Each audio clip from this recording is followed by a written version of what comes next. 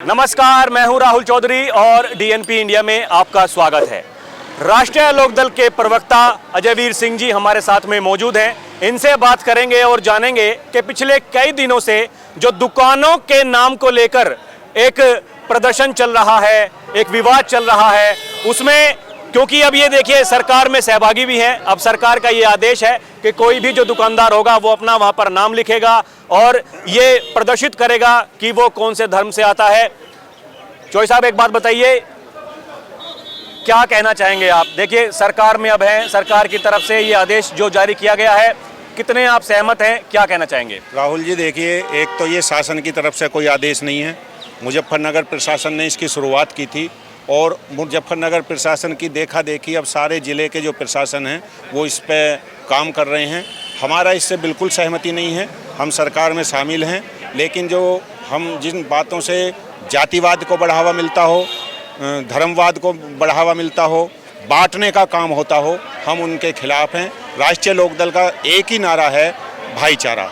हम भाईचारा बढ़ाने का काम करते हैं और मुझे लगता है कि प्रशासन ने जो ये एक फरमान जारी किया है उससे भाईचारा बढ़ेगा नहीं, सांप्रदायिक सौहार्द बढ़ेगा नहीं, बल्कि बांटने का काम होगा, जिसके राष्ट्रीय लोकदल खिलाफ है।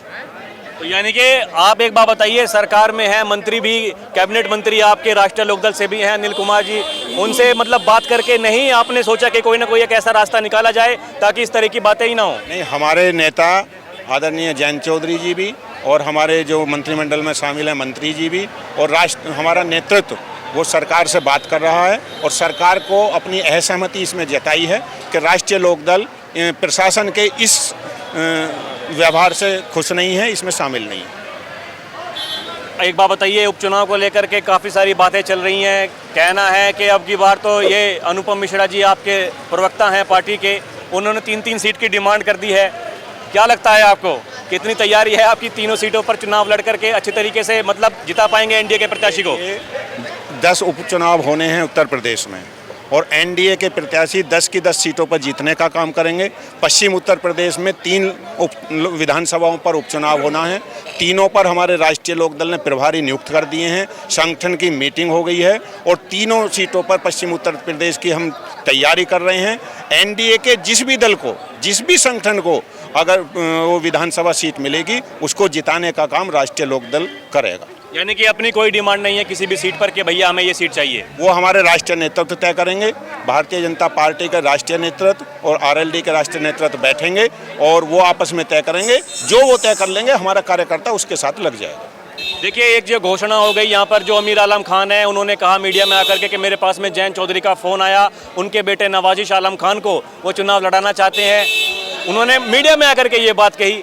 आपको क्या लगता है, क्या वाकई में उनको चुनाव लड़ाने की तैयारी हो रही है? अभी जयंत चौधरी जी भोपाल जा रहे थे। जैसे जैसे कार्यकर्ताओं को पता चला, सब लोग सड़क पर आ गए उनके स्वागत के लिए। एक उत्साह है और आपने भी हमारे राष्ट्रीय अध्यक्ष जी से इस बारे में पूछा, उन्होंने कहा है कि अभी कोई तय नहीं है, अभी तो उपचुनाव की घोषणा भी नहीं हुई है।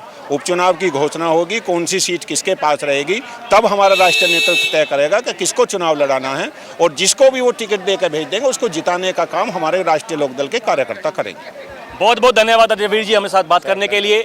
तो देखा आपने, यहाँ पर अजयवीर सिंह जी हमारे साथ में मौजूद थे। इनका ऐसा कहना है, तमाम सवाल हमने इनसे किए, शासन से लेकर के प्रशासन तक, उपचुनाव की बात भी हमने की। इनका ऐसा कहना है कि देखिए अभी तक कुछ भी तय नहीं हुआ है और जैसे भी तय होगा वो सबके सामने आकर के, खुले आम मीडिया के सामने आकर के बता दिया जाएगा। लेकिन फिलहाल कुछ तय नहीं हुआ है। बात अगर दुकान वाला जो मुद्दा है नाम लिखने को लेकर, इनका ऐसा कहना है कि हम सरकार के इस फैसले से सहमत नहीं है, प्रशासन के इस फैसले से सहमत नहीं है। इसकी बात ऊपर तक जा चुकी है। अब भविष्य में क्या होगा उसका रहेगा इंतजार। अभी के लिए इतना ही। आप देखते रहें डीएनपी इंडिया। कैमरा पर्सन प्रिया के साथ मैं राहुल चौधरी। नमस्कार।